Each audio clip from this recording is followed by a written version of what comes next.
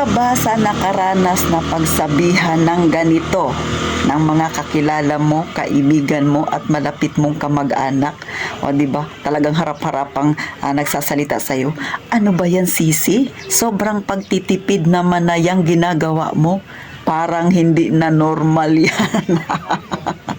Magandang araw mga kasari-sari, ako si Ate Tintin at syempre pa mayroon na naman akong imamarites sa inyo, pero syempre makakatulong ito sa ating tindahan, sa ating munting negosyo. Pero bago ako mag-umpisa, baka naman makahingi sa iyo ng isang subscribe dyan at saka syempre pakipindot na rin ng like at pakishare na rin kung hindi ka busy. So eto na, tayo ng chismisan mga kasari. So gaya ng intro ko, isa ka ba sa pinagsasabihan ng ganyan? Sobrang pagtitipid mo na yan, sisi, hindi na normal. Sa totoo lang, hindi mo naman madadala yung pera mo sa langit pag namatay ka.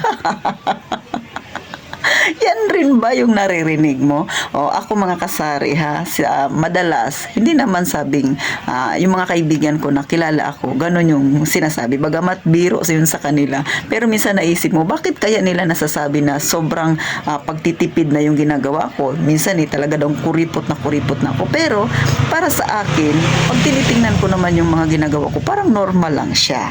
O, ganyan din ba ugali mo? Nagiging normal sa'yo yung sa tingin ng iba ay hindi na normal.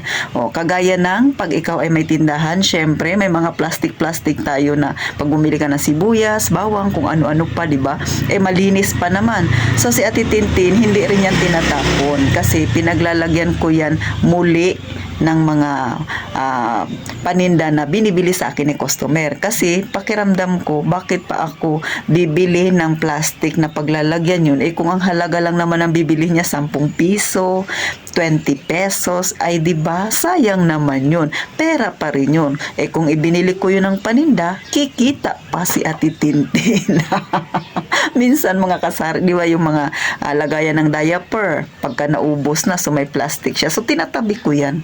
Pag may bumibili sa akin ng itlog, mga 3 piraso, yun ang pinaglalagyan ko. Natatawa si customer kasi raw yung plastic ko, bakit daw yung plastic ng diaper? Ay sabi ko, malinis naman yan at higit sa lahat, mas matibay yan kaysa doon sa plastic na habo. Mga kasari ha, ito ay simpleng kwentuhan lang. I-share ko lang sa inyo yung mga na-experience ko na para sa akin ay normal, sa mga tumitingin ay hindi daw normal kasi sobrang tipid naman daw. Pero sa akin, wala naman akong pinaglalaban, kundi ang akin ay makatipid lang ako kasi nga, yung ipambibili ko noon, pwede ko pang maipon. Kahit pa sabihin nila ako na pag namatay ka, hindi mo naman madadala yung pera. Hindi ko nga madala, pero at least mayroon akong maiiwan doon sa aking mahal sa buhay kahit papano. O kaya, diba, yung gagastusin kung sakasakali na mawala tayo, may gagastusin para sa atin.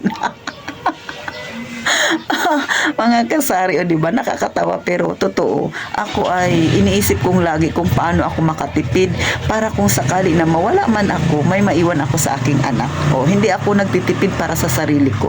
Kasi para sa akin, normal yung aking ginagawa. Kasi nga, pag bibili pa ako ng plastic, pwede ko namang pagtiyagaan kasi malinis pa naman yung mga plastic na pinagbabalutan ng aking pinamili. Ay, why not? Hindi ko gamitin ulit yon. Diba mga kasari? So, ito pa, pag bibili ka sa grocery store dito sa amin, ay kailangan may eco bag kang dala. O kaya, ang ginagamit nilang lagayan ay yung brown na parang na papel.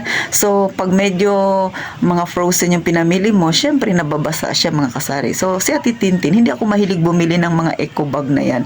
Bakit? Ay, sayang pa yung pera kung ipambibili ko dyan. 10 piso rin yan. Yung malaki-laki 20. Si Ate Tintin, nagtatahi ng sarili niyang eco bag. So, yung gamit ko mga kasari, pag bibili kayo ng bigas na 25 kilos, di ba, sako yun na medyo maliit. So, yun ang aking tinatahi. Ginagawa ko siyang bag.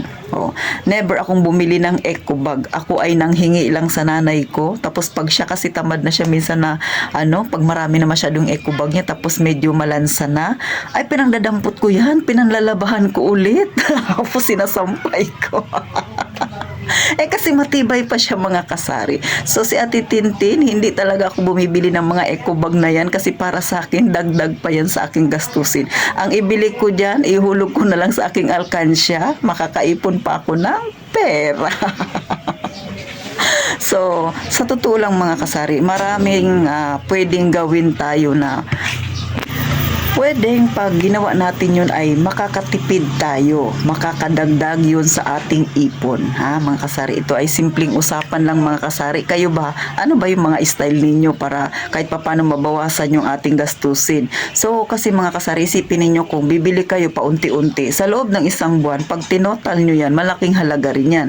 So, kung binili mo yan ng paninda, nakatubo ka pa. Sabihin na natin sa isang buwan, makagastos ka ng mga ecobag na yan dahil may kang magbili, dahil makakalimutin kang magbitbit, gagastos ka ng 100. O, diba? Ano ang mabibili mo niyan? Makakabili ka na ng 1 kilo, mahigit 1 kilo't kalahating bigas, which is pwede ka ng kumita. O, kung iisipin mo, ang tubo ng tindahan natin ay napakaliit lang. Ang pinakamalaki dyan ay nasa 20%, pero depende pa rin yan sa inyo sa pagpatong ninyo.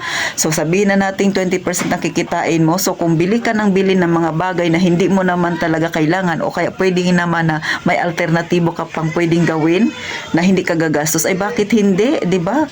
Kaysa bumili ka niyan, babawas doon sa kita mo, itago mo na lang, at least pandagdag pa sa ipon mo mga kasari. Para sa akin, nagiging hindi naman siya abnormal, nagiging practical lang tayo. Kasi yung mga taong nag-iisip na kapag nagtitipid ka, yung sobrang pagtitipid ang tingin nila sa'yo ay hindi na normal.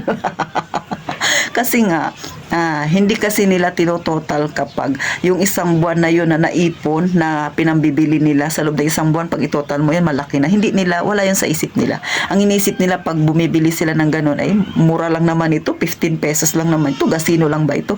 Pero sa loob ng isang taon, pag itotal mo yan, malaking halaga yan. Dapat maipon ka na ganyan kalaki. Alam niyo mga kasari, si Ate Tintin, mahilig din akong manood ng mga nagbablog na tungkol sa pag-iipon. Kaya nga natututo ako na pag ito total mo lahat ng gastusin mo sa loob ng isang taon, malaki na pala siya. So hindi tayo doon mag-base sa ito yung binili mo, mura lang siya kasi 1 piraso. Paulit-ulit mo siyang ginagawa. So i-times mo sa loob ng isang taon. So ibig sabihin, malaki yung nawawaldas mong pera na hindi naman dapat kung naging maayos lang sana, o tsaka kung naging matipid ka lang sana, at kung talagang masinop ka lang sa pera mo. Sa totoo lang, ang hirap kasi kitain ng pera ngayon. Well, kung sa mayayaman ang magsasabi niyan, may formula sila, kaya madali lang sa kanila ang kumita ng pera. Pero para sa ating nasa mahirap na kalagayan, nasa masa, mahirap kumita ng pera, at yan ang realidad. Di ba mga kasari? So, sana po sa mga kagaya kong napagsasabihan na hindi na normal yung ginagawa mo, sobra naman na yan. Huwag kayong maniwala, hayaan nyo sila. Basta para sa atin ay makatipid tayo, makaipon tayo. Pandagdag pa yan natin kung sakasakali na magkaroon ng in case of emergency. At yun ang mahalaga, sisi. Huwag mong intindihin kung ano yung mga pinagsasabi ng mga kaibigan natin, ng mga kapitbahay mo na yan, ng mga kamag-anak mo na yan, na hindi na normal yung pagtitipid mo na yan. Ang mahalaga, wala naman tayong pinahihirapan, wala tayong sinasagasaan. So paano? Hanggang dito na lang si Ate Tintin. At gaya nga ng palagi kong sinasabi, mag-iingat tayong lahat palagi, mga kasari.